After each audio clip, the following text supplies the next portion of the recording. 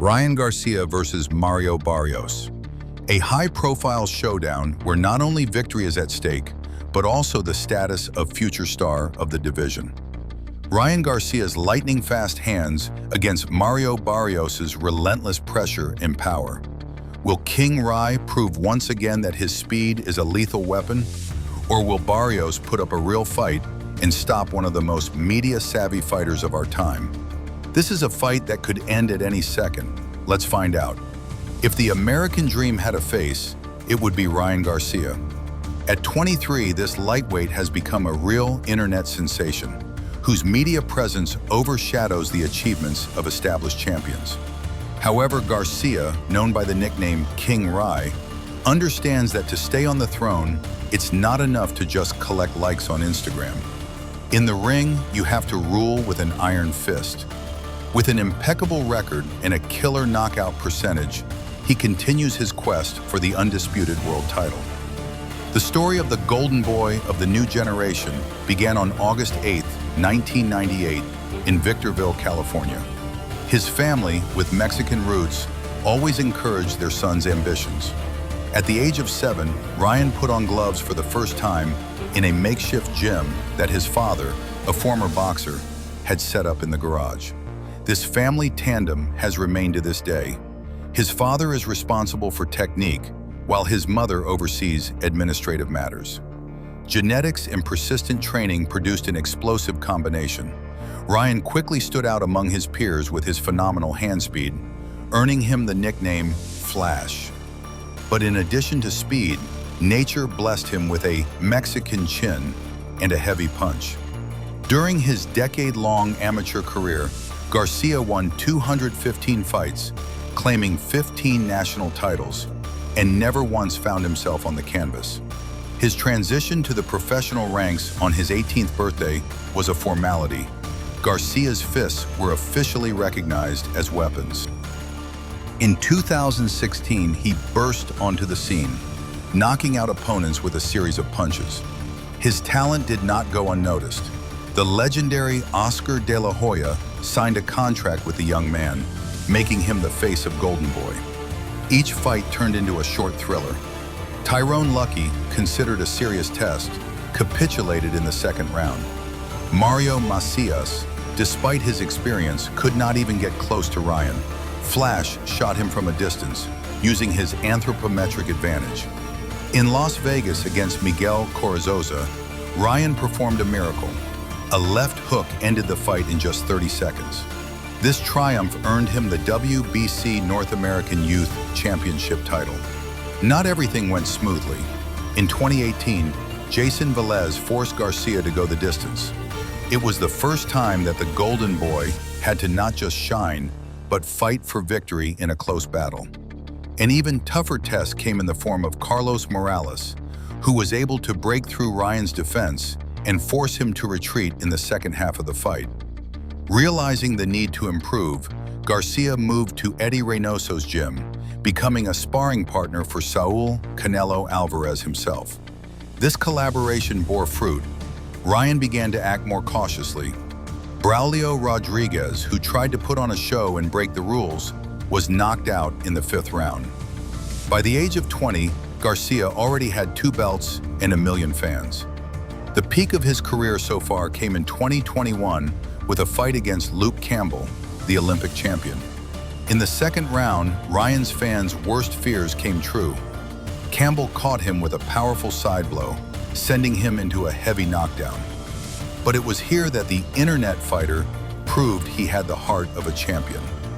Garcia got up, seized the initiative, and in the 7th round, with a brutal body shot, forced the Brit to end his career.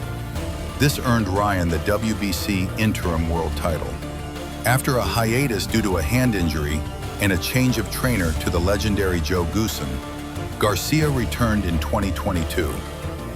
Emmanuel Tego of Ghana, who had a 32-fight winning streak, lasted all 12 rounds, but it was a one-sided domination. Ryan showed he could maintain his pace and focus throughout the championship distance. Today, Ryan Garcia is more than just a boxer. He is a brand with $10 million in equity and a 9 million Instagram following. In a world where recognition is sometimes valued more than titles, Garcia has a rare quality. He knows how to turn boxing into a grand spectacle while remaining a lethal athlete. He doesn't just wait for challenges, he chooses who and when to make history with. In modern boxing, there are fighters who are led down the green corridor, protected from risk. Mario Barrios is the complete opposite. This guy from San Antonio, Texas, has never looked for the easy way out, preferring to prove his right to greatness in the toughest fights. His journey is a story of how to turn defeat into valuable experience and become a world champion when no one believes in you anymore. Mario was born on May 18, 1995. From an early age, he was steeped in Mexican traditions, which later reflected in his colorful nickname, El Azteca. His boxing style was shaped by a combination of classic technique and incredible physical power for his weight class. Barrios burst onto the professional scene in 2013. With an impressive height for a lightweight, about 178 centimeters, he was a nightmare for his opponents for a long time due to his long reach and ability to deliver accurate, cutting blows. By 2019, his record was flawless, 25 wins and no losses. It was then that he won the WBA regular world title in the welterweight division. Not wanting to take a break on the punching bags, Barrios immediately moved up to welterweight and faced former super champion Keith Thurman. Another defeat, another tough 12 rounds, but it was in these fights that the current El Azteca was tempered. Many experts were quick to write him off, calling him an elite-level gatekeeper. Mario Barrios proved that he knows how to learn from his mistakes. He changed coaches, starting to work with the legendary Bob Santos, and it paid off. In September 2023, he fought former world champion Yordenis Ugas, the man who sent Manny Pacquiao into retirement. In this fight, the world saw Barrios 2.0. Mario acted coolly, knocked the tough Cuban down twice, and literally closed his eye with his accurate punches. A convincing victory by unanimous decision earned him the WBC interim welterweight title. It wasn't just a win, it was a declaration. Mario was back among the elite. Today, Barrios' status has changed. After Terence Crawford became the champion in recess, the WBC officially promoted Mario to full world champion status. He is no longer a contender, he is the target. Barrios is a rare example of a boxer who is not afraid to lose. His style attracts spectators. He doesn't run around the ring, he goes for the knockout, skillfully combining bodywork and explosive combinations.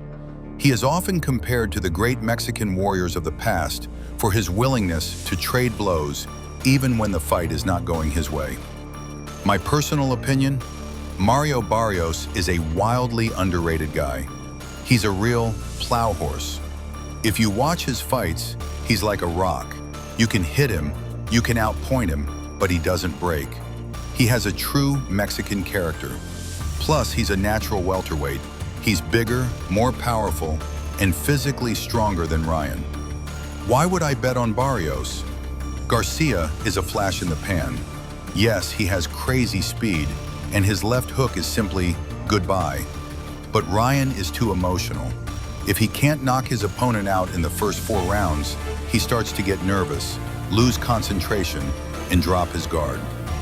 Barrios is the type of fighter who is willing to endure pain in order to simply run you over in the 8th or 9th round with his size and liver shots.